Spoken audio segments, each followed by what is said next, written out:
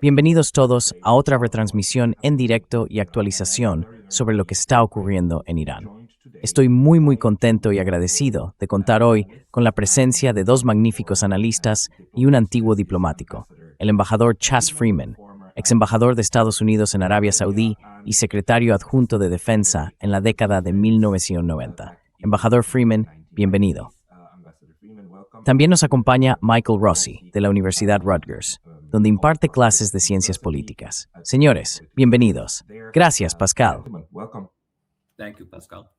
Encantado de estar contigo, Pascal. Bueno, gracias por hacer esto. Quizá empecemos contigo, embajador Freeman. Esta nueva guerra con Irán no tiene ni un día todavía. ¿Qué opinas de ella y qué has aprendido a lo largo del día? Ahora son las 8 de la tarde en la costa este de Estados Unidos, y todo comenzó alrededor de la 1 de la madrugada de este sábado, hora local tuya.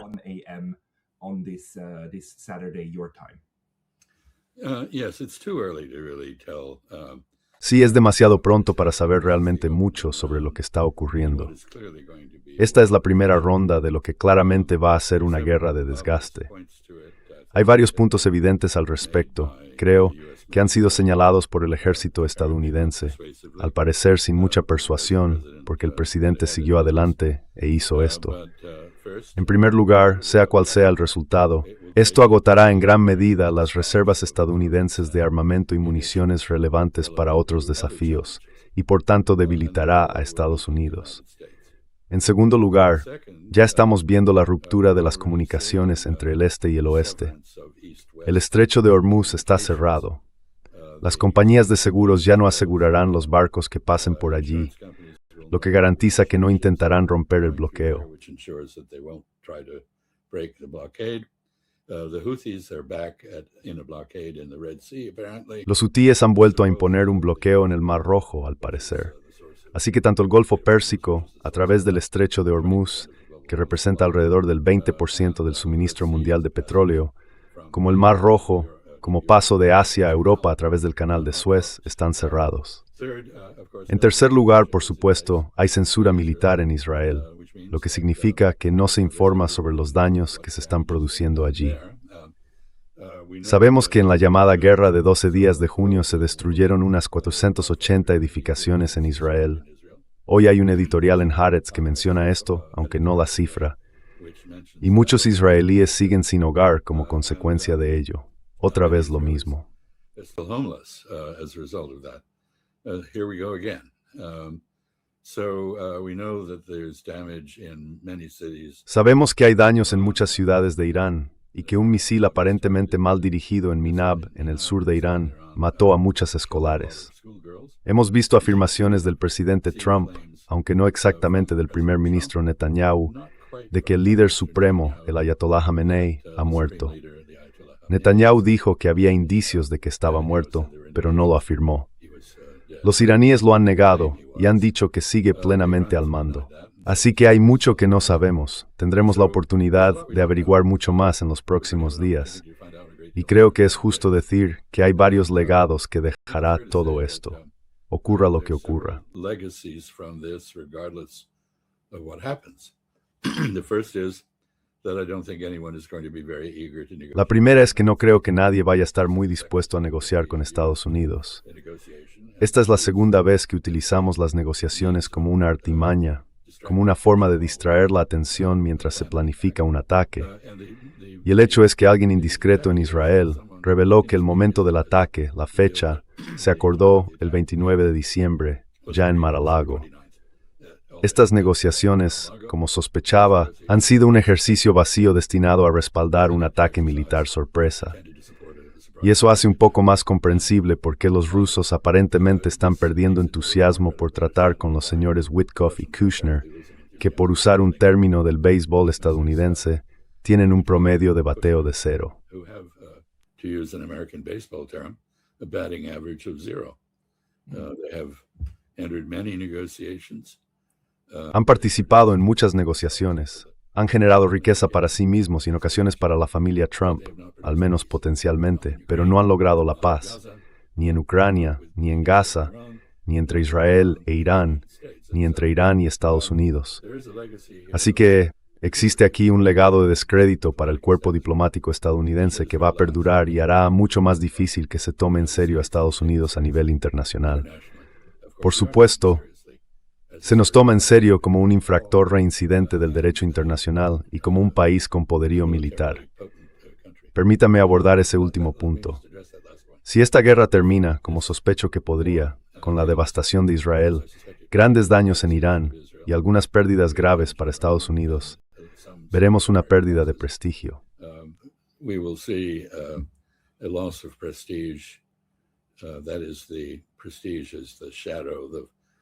Es decir, el prestigio es la sombra que proyecta el poder y es un elemento muy importante de influencia a nivel internacional. Veremos una reducción de eso en el caso del ejército de Estados Unidos. Incluso si las fuerzas estadounidenses tienen éxito, no obstante, como indiqué antes, veremos una capacidad reducida debido a la escasez de municiones y otras armas, lo que refleja la decadencia de la base militar industrial estadounidense. Así que todo esto no es bueno y, de un modo u otro, promete aumentar el peligro de guerra. Supongo que debería decir una última cosa, y es que los objetivos estadounidenses en esta guerra, durante mucho tiempo, no estaban claros. Había toda una lista de propósitos, uno de ellos detener el llamado programa nuclear, cuya existencia las agencias de inteligencia nunca han verificado.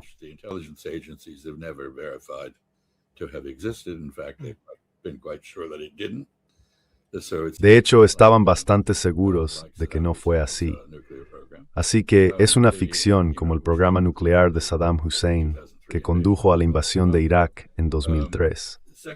En segundo lugar, estaba la necesidad de responder a las protestas, de las que el secretario del Tesoro se atribuyó el mérito de haber instigado mediante el colapso del rial iraní, lo que empobreció a un gran número de iraníes y los llevó a las calles, donde, según se informa, había instalado 50.000 receptores de Starlink para coordinar la escalada de las protestas en disturbios y violencia. En tercer lugar, que Irán ha desarrollado un formidable elemento disuasorio en forma de su fuerza de misiles, y que eso debería ser eliminado. Así que, al parecer, hemos estado diciendo en estas negociaciones: debéis eliminar vuestras capacidades de defensa o os bombardearemos. Si elimináis vuestras capacidades de defensa, bueno, solos.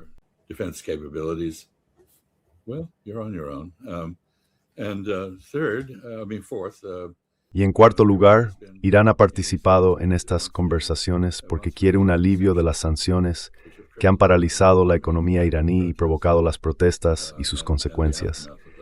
Eso no se ha ofrecido en estas negociaciones. Lo que se ha ofrecido es no imponer nuevas sanciones, pero incluso eso era falso. Así que tenemos una situación en la que una serie de exigencias en las negociaciones, claramente calculadas para hacer que esas negociaciones fracasaran, no ha producido más que un engaño para preparar un ataque sorpresa. No creo que vaya a salir nada bueno de esto para nadie. Sospecho que Israel se arrepentirá de haber empujado a Trump a hacer esto. Sospecho que Trump está políticamente acorralado. Y creo que los iraníes están sufriendo una vez más las consecuencias de la dinámica que acabo de describir. Lo dejo aquí.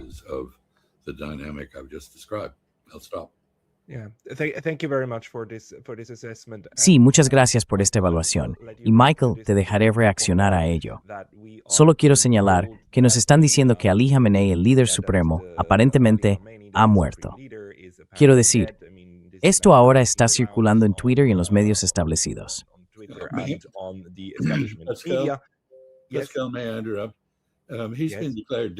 Permíteme interrumpir.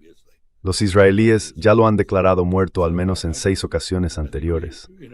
Creo que el gobierno iraní ha negado que esté muerto y ha dicho que sigue al mando.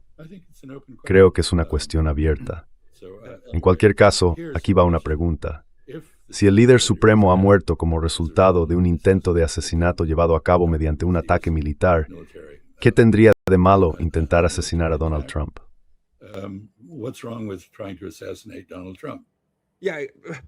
Sí, exactamente. Quiero decir, ¿por qué no intentarían hacer eso? ¿Cree usted realmente, embajador Freeman, que esto podría estar sobre la mesa? ¿Podría intentarse ahora un atentado contra Donald Trump?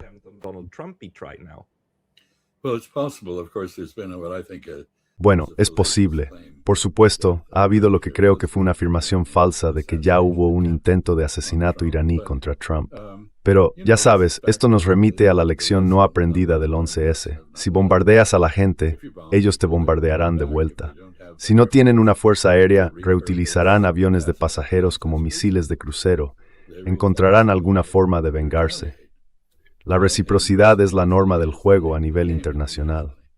Así que, si no tienes respeto por el derecho internacional, la moral, decencia, y asesinas a tus homólogos, deberías esperar que ellos de la mafia y te devuelvan el golpe.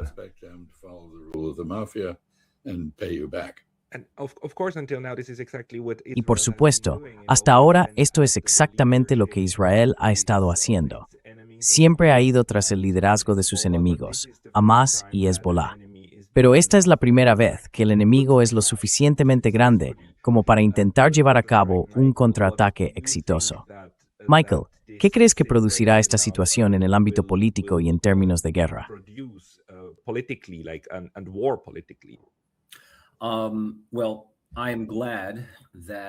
Bueno, me alegro de que hayamos esperado hasta el final del día para hablar de esto. Ya sabes, parafraseando una famosa frase de Sófocles, hay que esperar hasta el atardecer para ver cuán espléndido ha sido el día. No me atrevería a decir que haya nada espléndido al final de este día. Pero, para añadir algunas cosas a lo que mencionó el embajador Freeman, solo en la última hora, Irán ha confirmado la muerte de 4 miembros de la familia de Khamenei, una de sus hijas y un nieto. En cuanto al propio Khamenei, su paradero sigue siendo desconocido. Personas de su familia niegan los rumores de que haya sido asesinado. Y hasta que no reciba una confirmación de Irán mismo de que Khamenei está muerto, voy a tomar todo esto no solo con un grano de sal, sino con una mina de sal.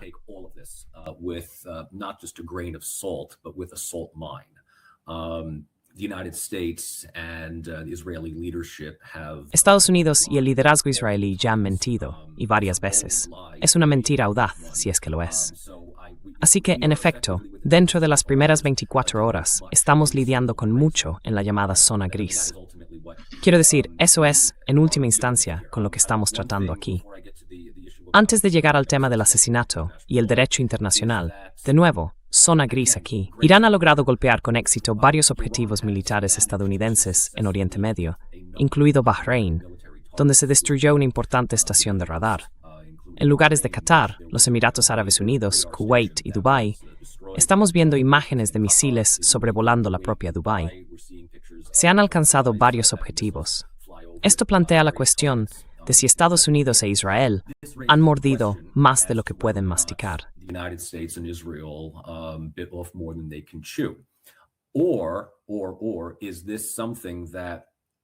¿O es esto algo que Estados Unidos estaba preparado para aceptar como ataques de represalia? De ahí la razón por la que se dieron órdenes para evacuar al personal militar de esas bases, como una forma de dirigirse luego a un público dispuesto que se alimenta de este tipo de cosas. Como una manera de decir, ¿veis? Irán está declarando la guerra de forma imprudente a varios países. Y no mencionaremos las bases, pero sí hablaremos de cómo Irán atacó repentinamente Bahrein, Kuwait y los Emiratos Árabes Unidos, haciendo que todos estos otros países puedan unirse al conflicto entre Estados Unidos e Israel. Imágenes de Dubái, del Burj Khalifa casi siendo alcanzado, se van a exagerar en los medios occidentales, como una forma de mostrar la brutalidad y la beligerancia de este régimen. Así que esto es con lo que nos quedamos en el primer día.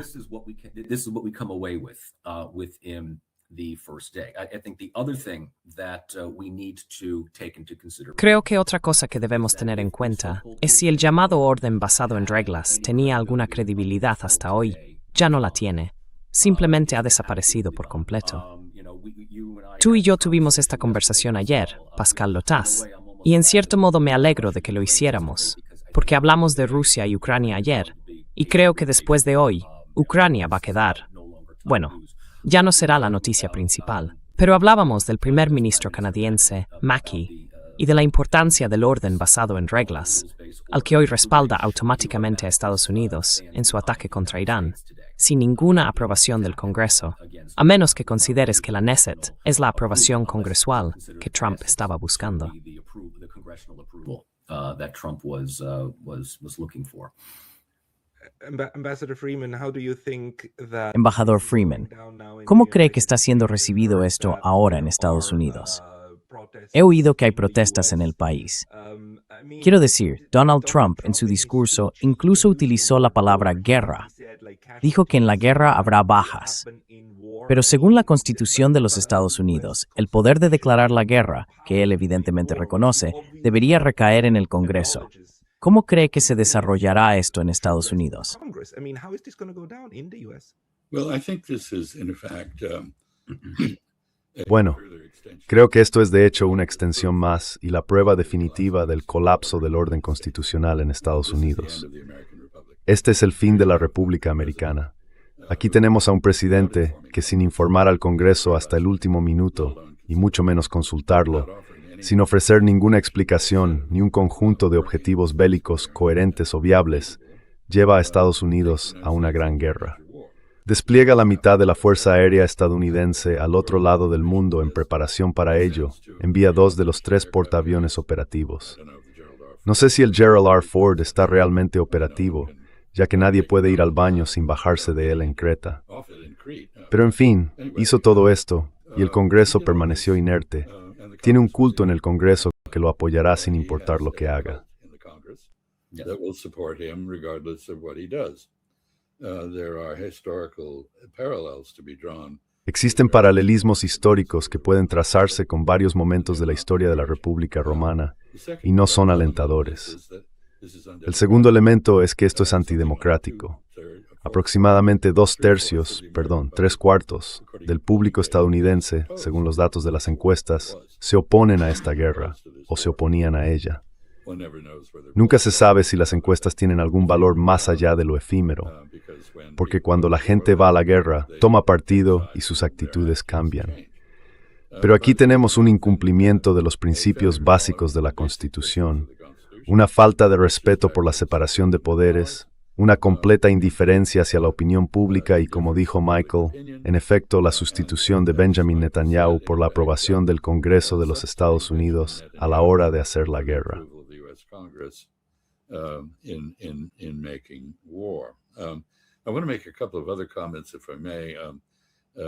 Quisiera hacer un par de comentarios más, si me lo permiten, sobre la intervención de Michael. El primero es el siguiente. Los miembros del Consejo de Cooperación del Golfo, excepto Arabia Saudí, tienen fuerzas estadounidenses en su territorio. Arabia Saudí, al parecer, cuenta con una presencia reforzada de misiles Patriot. También dispone de F-35 en la base aérea del Príncipe Sultán. Aunque ha dejado muy claro que no quiere verse implicada en esta guerra, eso resulta un tanto desconcertante.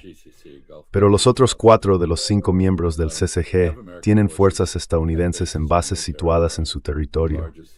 La mayor es Al Udeid, en Qatar, que ha sido atacada, al igual que el cuartel general de la Quinta Flota en Bahrein, que por lo que parece ha sido alcanzado de forma bastante devastadora.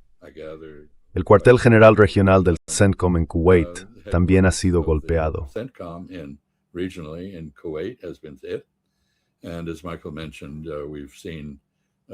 Y como Michael, hemos visto drones atacando Dubái y el aeropuerto allí, el más grande del mundo, está cerrado.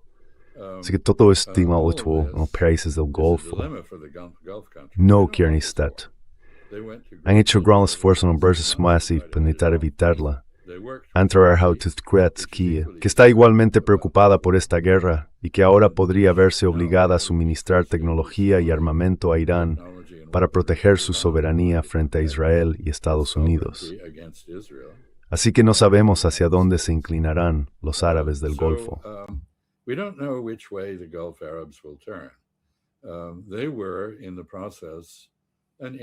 En Kuwait estaban en proceso de un esfuerzo gradual, no muy bien pensado, para formar una coalición que equilibrara a Israel con Irán. Han normalizado las relaciones con Irán allí, estaban hablando con ellos. Creo que el hecho de que los saudíes no hayan sido atacados hasta ahora, que yo sepa, indica que hay algún tipo de comunicación entre Riad y Teherán. En cualquier caso, tienen un dilema. no pueden apoyar a Israel en su ataque a Irán, y tampoco pueden ponerse fácilmente del lado de Irán. Pero tampoco quieren entrar en conflicto con Estados Unidos, que sin embargo ha ignorado sus intereses.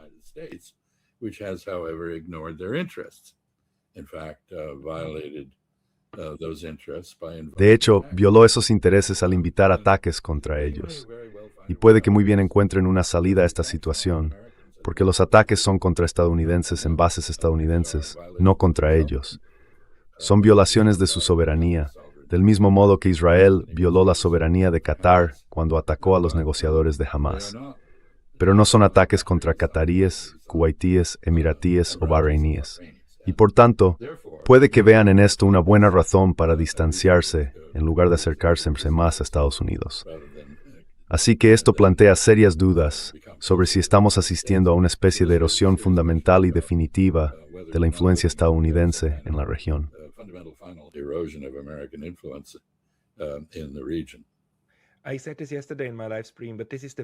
Dije esto ayer en mi retransmisión en directo, pero precisamente por eso los países eligen mantenerse neutrales, para evitar provocar ataques del enemigo de su aliado, ¿verdad? Que es exactamente lo que está ocurriendo ahora mismo. Y me gustaría, Michael, te cedo la palabra en un segundo, pero quiero mostrarte esta grabación muy corta, no tanto por lo que fue alcanzado, sino por la reacción que se oye de fondo. Espera un segundo. Aquí está. Esta de aquí. Y también pondré el sonido. No lo sé.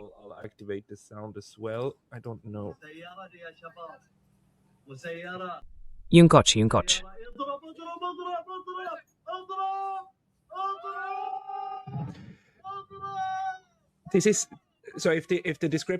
Así que, si la descripción aquí es correcta, entonces esto sería una estación de radar en Qatar, con fuerzas estadounidenses en Qatar. Y se puede oír como las personas que estaban grabando esto allí estaban en realidad contentas con el ataque, o al menos eso parecía. Michael, ¿tú también crees que esto va a poner fin a la relación que Estados Unidos mantiene con los estados del Golfo?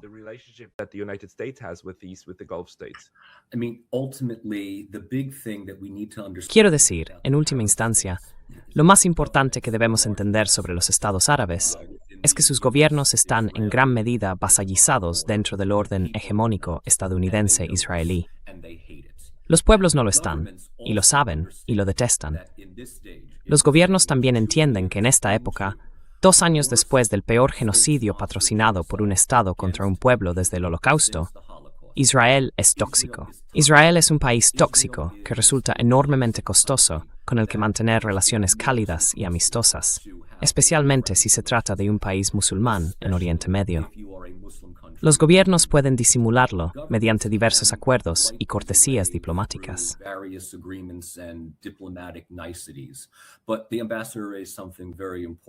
Pero el embajador dijo algo muy importante aquí sobre Arabia Saudí.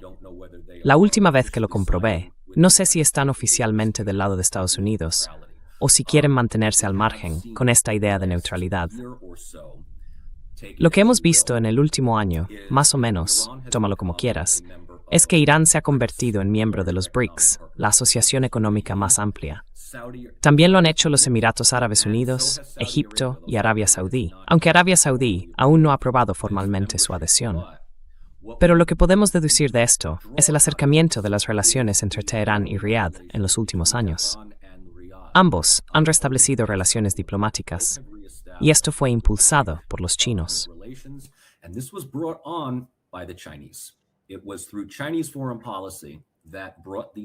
Fue la política exterior china la que unió a estos dos países. Y en este sentido, esto es una señal de alarma para Israel. Israel es conocido por sabotear acuerdos negociados cuando las cosas parecen avanzar en la dirección correcta, hacia la mediación o la resolución de un posible conflicto prolongado. Si no responde a los intereses de Israel, intereses de seguridad, intereses económicos, Benjamin Netanyahu suele ser casi siempre la principal fuente de obstaculización. Así que debemos entender que el diálogo entre Estados Unidos e Irán, algunas personas dirán que no fue más que una especie de representación retórica para preparar una intervención militar. Puede que sea cierto. That may very well be true. There's, yesterday when we were talking about the 4-year anniversary. Ayer, cuando hablábamos del 4º aniversario de la guerra en Ucrania, recordé que el día en que se lanzó el ataque, hace 4 años, Vladimir Putin se refirió a Estados Unidos como un imperio de mentiras. En ese sentido, fingen que hay necesidad de dialogar sobre algo, pero mientras tanto se preparan para la acción. Es una táctica de demora, distracción, y luego, ya sabes, decirle a Ucrania después: olvida Minsk, te daremos las armas, la munición, la luz verde. Ve y toma el Donbass, del mismo modo que Aliyev recuperó Nagorno-Karabaj o Tudjman recuperó Krajina en la ex-Yugoslavia. Pero las conversaciones fueron fructíferas, al menos en lo que respecta a los estados del Golfo, y esto preocupaba mucho a Israel. También remite a un intento anterior de encontrar una solución negociada a las actividades de Irán en materia de energía nuclear. Quizás recuerdes el Plan de Acción Integral Conjunto, ampliamente respaldado por Barack Obama en los últimos años de su mandato. Estaba dando los resultados que todos esperaban. Los inspectores de armas de la ONU entraban en Irán, tenían acceso sin restricciones a todos los sitios, y regresaban con noticias muy positivas de que Irán estaba cooperando. Una de las grandes cosas que surgieron del PAIC, aunque sé que ahora está completamente paralizado, fue que una mayor cooperación daría lugar a la eliminación de las sanciones y a la liberación de los activos congelados en todo el mundo.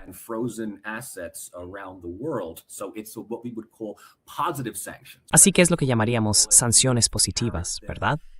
Es más zanahoria que palo.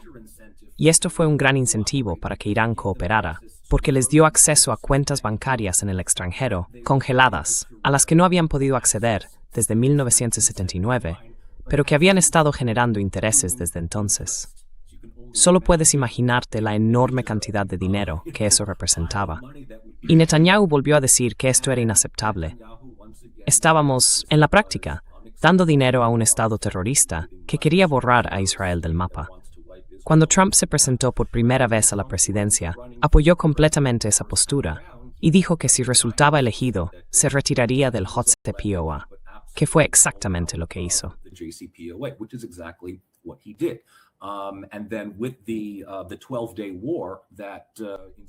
Y luego, con la guerra de 12 días que tuvo lugar el verano pasado entre Israel e Irán, quiero decir, esto creo, fue el toque de muerte para lo que quedaba del intento negociado de Irán de alcanzar algún tipo de acuerdo sobre su política de energía nuclear. Así que, ya sabes, en cierto modo, la resolución de conflictos, al menos en teoría, busca evitar el estallido real del conflicto. Pero uno de los principales obstáculos es siempre un elemento extremista, un sector radical. Como digo en mi clase de resolución de conflictos, la persona más desequilibrada de la sala define la realidad. Y Benjamin Netanyahu ha sido un excelente desequilibrado durante años, frustrando cualquier intento de encontrar algún grado de acuerdo o cooperación con muchos de los estados musulmanes. Embajador Freeman, ¿le gustaría responder a eso? Several comments. First, Varios comentarios. Primero, creo que debemos ser claros acerca de cuáles son los objetivos de Israel, ya que Estados Unidos no tiene un conjunto coherente de metas. Tenemos una lista interminable, como mencioné, y recurrimos a ella periódicamente. Lo que está en primer lugar depende del momento del día. Pero Israel lo tiene bastante claro. Quieren eliminar a Irán como competidor, como fuente de amenaza en Asia Occidental. Por lo tanto, su objetivo es la destrucción de Irán. Muy bien podrían repetir lo que dijo Catón: Cartago debe ser eliminada. Y creo que este es su objetivo fundamental, y son constantes en su empeño por alcanzarlo. Tienen una idea clara de lo que quieren. Trump no tiene ninguna idea de lo que quiere, salvo la gloria y la aprobación del lobby sionista. Permítame hacer un par de comentarios menores más. let me make a couple of other minor comments. First, the use of diplomacy as deception. En primer lugar, el uso de la diplomacia como engaño también fue evidente en el caso de Venezuela, donde las negociaciones con Nicolás Maduro continuaron hasta el momento en que fue secuestrado durante el asalto criminal a Caracas. En segundo lugar, un comentario sobre el orden basado en normas. Este es un gran concepto, uno de los pilares de la civilización occidental, un gran logro. Probablemente nos llevó 3 siglos idear un sistema basado en la aceptación consensuada de las normas internacionales del derecho. Y lo hicimos, y fue un gran logro estadounidense justo después de la Segunda Guerra Mundial. Sin embargo, en la administración Biden, el orden basado en normas se redefinió para significar normas que nosotros creamos, de las que nos eximimos, pero que insistimos en que los demás cumplan. Y cuando estábamos de buen humor, incluían esa haltersiet en el papel de gracias.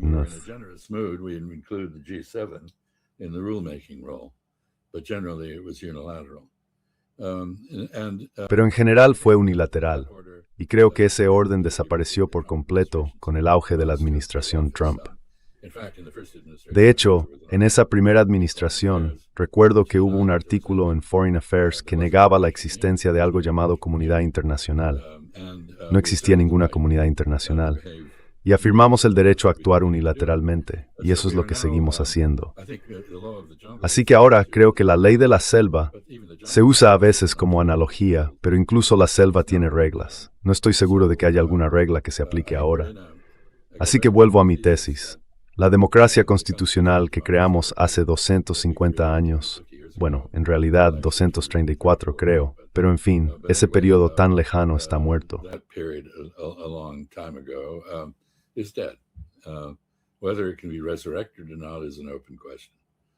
Si puede resucitarse o no es una cuestión abierta. No creo que las probabilidades sean buenas. Pero igualmente importante, el caos interno, el caos político y la falta de respeto por la ley se han exportado ahora al orden mundial. Estamos en un periodo de desorden global, en transición hacia algo que no sabemos muy bien cómo describir.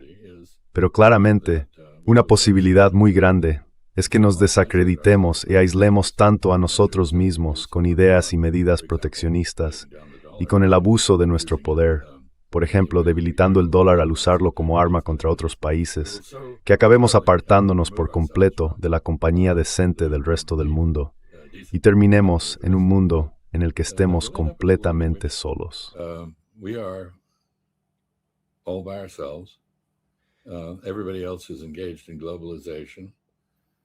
Todos los demás están inmersos en la globalización. El orden universal de la ONU que creamos después de la Segunda Guerra Mundial será reemplazado por una serie de órdenes regionales que pueden o no reflejar una hegemonía local. Y estamos transformando el mundo de una manera que simplemente no comprendemos. Así que creo que hay mucho más en juego en este ataque a Irán de lo que muchos se dan cuenta. Esto realmente es, como dijo una vez el canciller Scholz,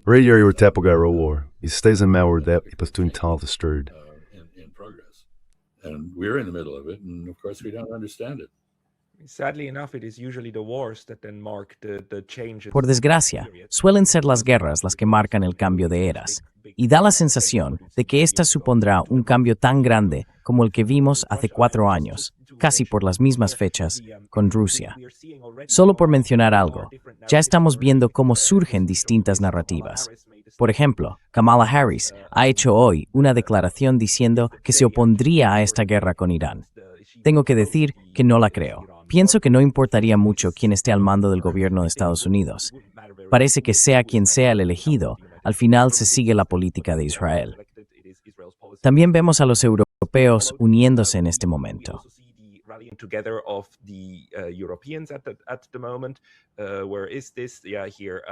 ¿Dónde es esto? Sí, escucho a Ursula von der Leyen diciendo, ante la situación actual en Irán, estoy convencida, convocaré un Consejo Especial de Seguridad en la USINOME para la seguridad y la estabilidad regional. Es de suma importancia que no haya una mayor escalada a causa de los ataques injustificados de Irán contra los socios de la región. Por supuesto. Sí, quiero decir, es ridículo, ¿no? Es absolutamente ridículo. Y ahora se ve cómo los satélites se agrupan en torno a la bandera, ¿verdad? Realmente uniéndose. Al principio no sabían muy bien cómo reaccionar, pero ahora parece estar claro. Quizá deje que hable primero Michael y luego volveremos con el embajador Freeman.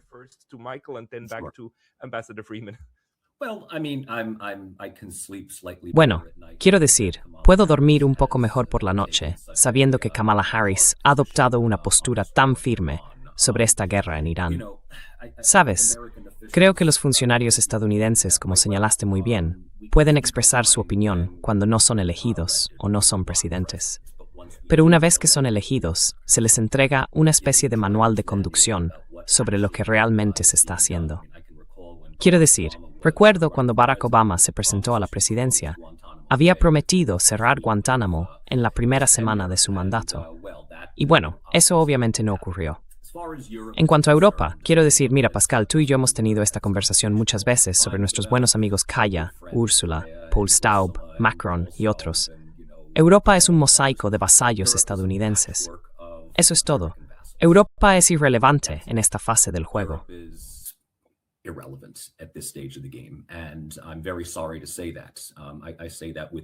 Y lamento mucho tener que decirlo.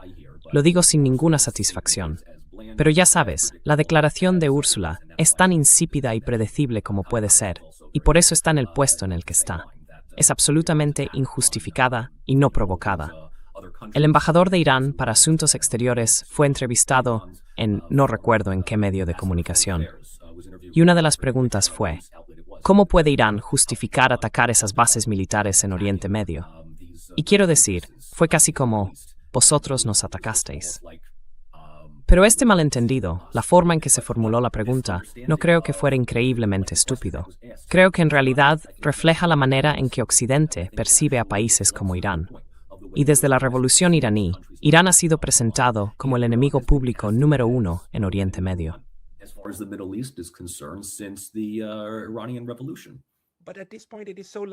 Pero a estas alturas es tan ridículo.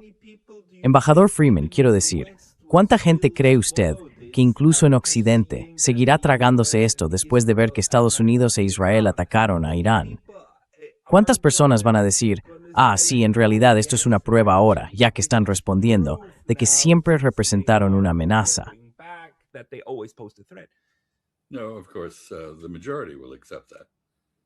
No, por supuesto. La mayoría aceptará eso. Estamos todos adoctrinados, y aquí doy mucho crédito al Ministerio de Asuntos Estratégicos de Israel, porque han utilizado de manera muy eficaz el control e influencia sionista sobre la prensa occidental, que domina el aparato mediático global y penetra en diversas narrativas, como las que escuchamos a diario de Benjamin Netanyahu y ahora del presidente Trump. Así que Irán, sabes, aparentemente hay algo que circula por Internet que me encanta, que muestra una estela cuneiforme del 3000 a.C., que supuestamente afirma que Irán está a solo 2 o 3 días de construir una bomba. ¿Sabes a lo que me refiero? No puedes inventarte esto. Bueno, sí puedes inventártelo, pero somos una parodia de nosotros mismos. Y sí, puedes decir lo que quieras, y encontrarás gente que lo crea. Vivimos en una época en la que todo es plausible y nada es verdad.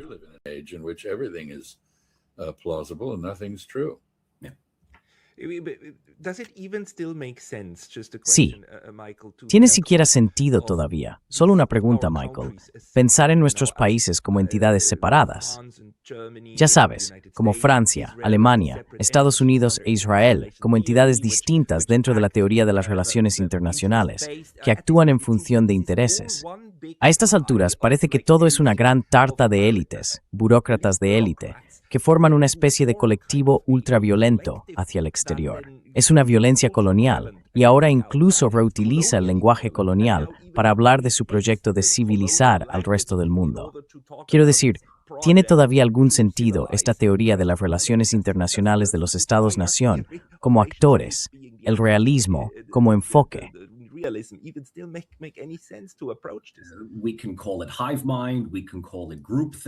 Podemos llamarlo una mente colmena.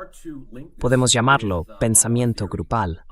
Si lo vinculamos con la teoría de las relaciones internacionales, diría que este es el talón de Aquiles del liberalismo, con L mayúscula.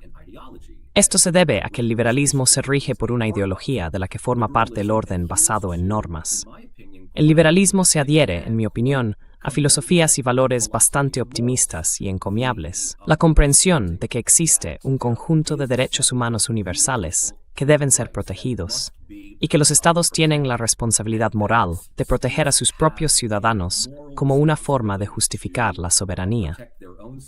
Todo esto ha quedado incorporado en la Carta de las Naciones Unidas. Y no estoy aquí para criticar nada de eso. And I'm not here to knock any of that. But what ends up happening, unfortunately, Pero lo que acaba ocurriendo, lamentablemente, es que los estados liberales como Estados Unidos, el Reino Unido, Francia, Australia, Alemania y otros, acaban creyendo que tienen ese derecho moral, esa cruzada moral, para intervenir en estados que consideran enemigos de esos valores universales. Y a menudo, esos estados encarnan ideologías diferentes. Así que, ya sea, por ejemplo, la teología islámica en Irán, y por favor, no exculpemos al régimen iraní, no estamos hablando de un gobierno maravilloso y armonioso, ¿de acuerdo? Criticarlo no significa necesariamente que tengamos derecho a derrocarlo. Cuba, al ser comunista, es, en la mente de Estados Unidos, no solo por eso, sino también porque está situada a apenas 90 millas de la costa de Florida, una afrenta absoluta a la seguridad estadounidense, así como a la idea de que viola la doctrina Monroe. but also the understanding that it violates the Monroe Doctrine. Russia, China, North Korea, Rusia, China, Corea del Norte, ya sabes, lo que quieras nombrar. Curiosamente, esto ya no es tanto liberalismo, sino esa democracia. Una pequeña y maravillosa modificación que siempre menciono, el constructivismo. El constructivismo es una forma fenomenal de explicar cómo un Estado percibe a otro y cómo esa percepción, basada en narrativas, políticas exteriores arraigadas y dependientes de la trayectoria, o simplemente en la idea de que, si vas a ser el jefe de Estado de uno de estos países, te obliga a marchar al unísono con tus aliados. Y en ese sentido, se percibe a este país como un violador particular del derecho internacional humanitario. Por supuesto, todo esto queda al descubierto cuando Europa vuelve a condenar las acciones de Irán o de Rusia.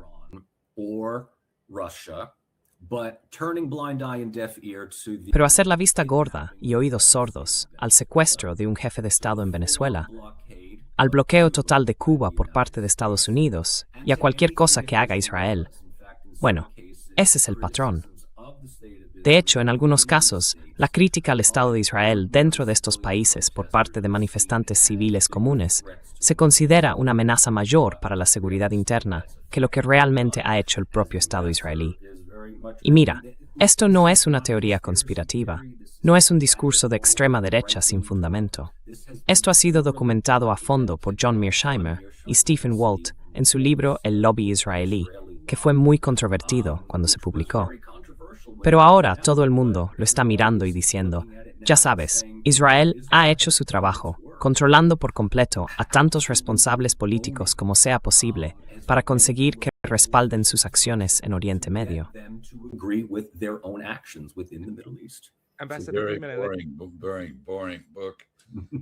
Es un libro muy aburrido, en el que cada frase tiene una nota al pie. Sí, es cierto. Creo que hay un... Pascal, tu pregunta es buena. Creo que fue mi bisabuelo, Robert Ezra Park, quien fue un sociólogo fundador, quien afirmaba que existen comunidades definidas por redes de comunicación, o en su caso sostenía que los periódicos eran el signo de una comunidad. Por supuesto, eso fue antes de que se volvieran corporativos y oligopólicos. Pero Occidente es una comunidad. Nos comunicamos entre nosotros. Tenemos ciertos valores comunes que afirmamos. Y somos hipócritas superiores. Seguimos los dobles raseros con gran desenfado. Esta mañana, o esta tarde supongo, leí un editorial de Haaretz y no recuerdo la cita exacta, pero era realmente magnífica. Decía con respecto a Irán que no podemos tratar ni hay razón para negociar con un país que tiene armas nucleares, oprime a la gente a su cargo, asesina y elimina personas y además muestra un desprecio por el derecho internacional. Y pensé, qué maravillosa descripción de Israel. Sí.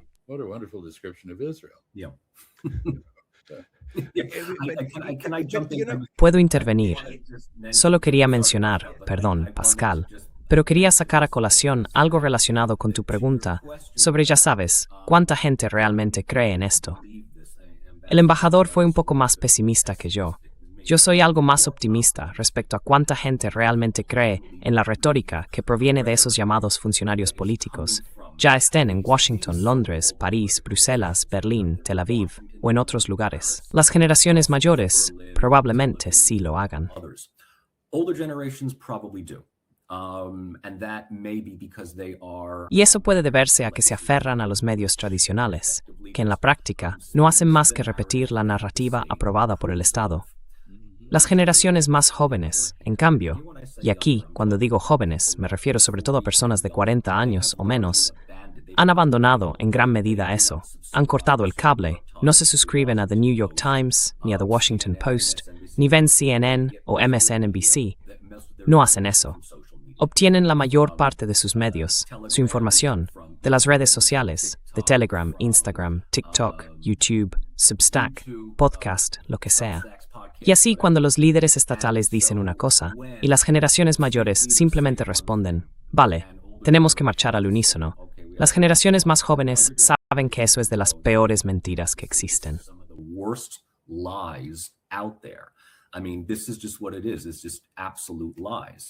Quiero decir, es lo que es. Son mentiras absolutas. Ahora bien, creo que lo triste es que sabemos que están mintiendo. Ellos saben que sabemos que están mintiendo, pero no vamos a poder hacer nada al respecto, a menos que de algún modo nos organicemos, aumentemos la concienciación, organicemos manifestaciones. Lo cual puede explicar por qué, cuando TikTok se vuelve demasiado incómodo para el Ministerio de la Verdad, simplemente tiene que ser comprado. CBS, comprado. Incluso CNN, comprado. Va a ser comprado, básicamente, por el equivalente al equipo editorial de Pravda, en 1988. 1988, fíjate, ¿de acuerdo? Así que esto es una decadencia burocrática en toda regla.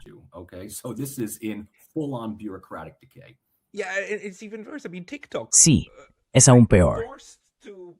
Quiero decir, básicamente están obligando a vender TikTok a los israelíes. No se puede decir de otra manera. Es como si se pudiera ver al imperio intentando estrangular cualquier cosa que pudiera cambiar lo que usted mencionó, embajador Freeman. La forma en que hablamos de estos temas.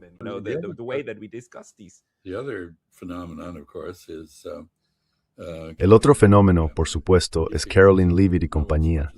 Estas personas no se parecen tanto a nadie como a los apparatchiks soviéticos.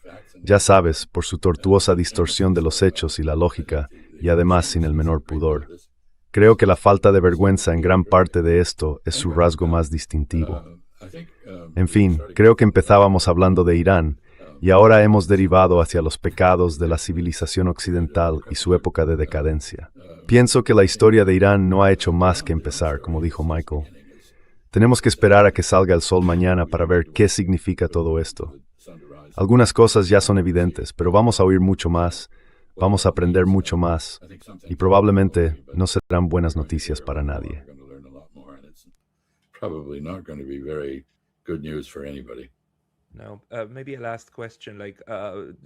Quizá una última pregunta. Una de las razones por las que los optimistas dicen que la guerra con Irán no empezará, y yo estuve de ese lado durante mucho tiempo, es que Estados Unidos no tiene suficiente capacidad de misiles en la región. Una de las predicciones era que Estados Unidos e Israel solo podrían mantener una campaña de bombardeos durante unas 2 semanas. ¿Usted también lo cree? Tal vez el embajador Freeman primero y luego Mike. Claro, claro.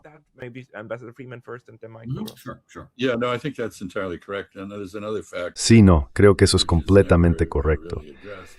Y hay otro factor que nunca se aborda realmente, y es que, bueno, ya sabes, yo fui embajador en Arabia Saudí durante la Guerra del Golfo para liberar Kuwait.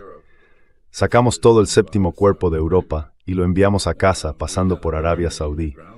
Teníamos un ejército, una fuerza terrestre, que era muchísimo mayor que la que tenemos ahora. No tenemos la capacidad de enviar una fuerza terrestre a Irán, por lo cual doy gracias a Dios porque sería un gran error. Pero de lo que estamos hablando es de un ataque que casi con toda seguridad va a fracasar, porque el poder aéreo, como instrumento de cambio de régimen, no tiene ningún historial de éxito en ninguna parte.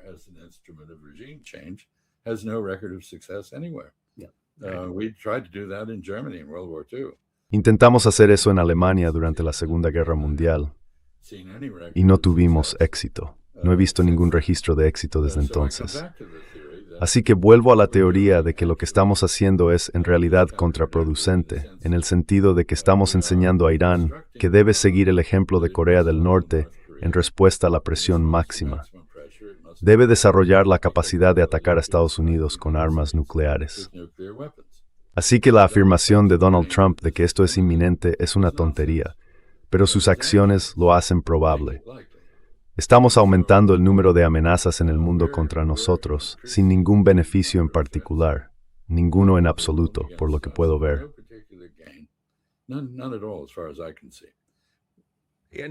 Y si el Ayatollah Khomeini está muerto, quiero decir, él fue quien emitió una fatúa contra las armas nucleares, ¿no? Quiero decir, simplemente eliminas todos los motivos que se interponen en el camino. Claro.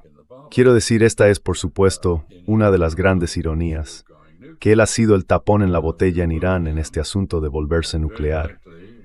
Si lo eliminamos, es muy probable que obtengamos a alguien que responda a la opinión pública en Irán, la cual favorece enormemente un disuasivo nuclear por razones completamente racionales. Le hemos dado a Irán todas las razones concebibles para querer un disuasivo nuclear, y el hecho de que no haya construido uno es un testimonio de los efectos, a veces ignorados, de la teología y la fe religiosa.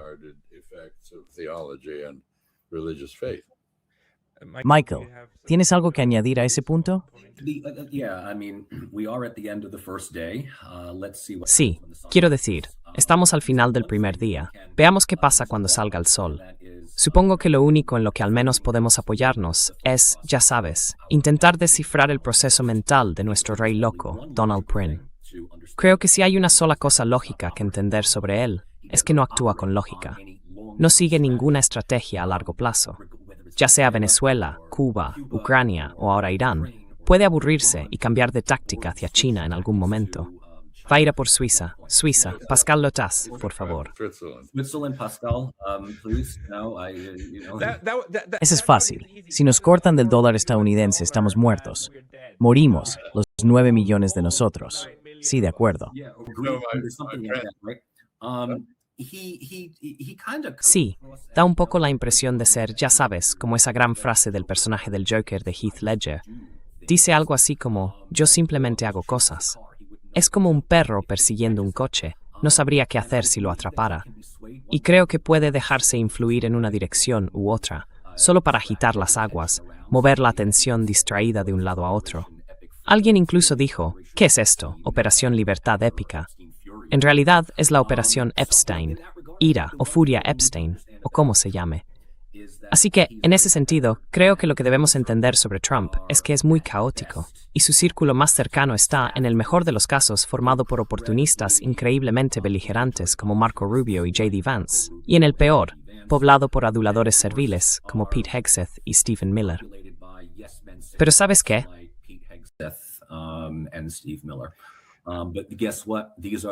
Estas son las personas insensatas que determinan la realidad hoy en día. Embajador Freeman, la última palabra es para usted y luego terminaremos.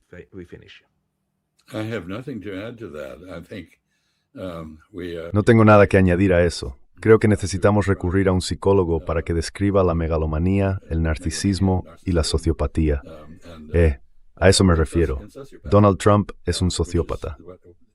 Solo hay que buscar, en una búsqueda con EA, la definición de sociópata y encontrarás un perfil del hombre. Y por tanto, esto no es alentador, y él se ha metido y nos ha metido en una gran caja de la que no hay salida, creo. Quiero decir, puede que haya un Houdini por ahí en alguna parte, pero no sé dónde está para sacarnos de la caja en la que estamos. Así que, Pascal, gracias por convocar esta sesión. Creo que Michael tiene razón. Esto es el comienzo, y no el comienzo del fin, ni siquiera el fin del comienzo. El comienzo del comienzo. Exactamente, el comienzo del comienzo. Beginning of the beginning. Beginning of the beginning, exactly. Sabes, si algo positivo sale de esto, quizás sea que es el principio del fin de la guerra de Ucrania, porque ahora tenemos la siguiente, por desgracia. Solo la guerra pone fin a la guerra, lamentablemente. Es una locura. Pobres ucranianos, Las mayores víctimas, el 1.000.000 de personas que murieron, incluidos los rusos y otros. Mis amigos, muchas gracias por todas vuestras reflexiones. Lo aprecio enormemente. Ayuda a obtener algo de claridad. A todos los que estáis en línea, si queréis apoyar lo que estamos haciendo, por favor, id a Substack. Tengo este aquí, pascayotath.substack. Allí también podéis encontrar muchas actualizaciones y podremos mantenernos en contacto cuando ocurran cosas. Y a todos, muchísimas gracias por no apoyo. Gracias a todos. Thank you all. Thank you.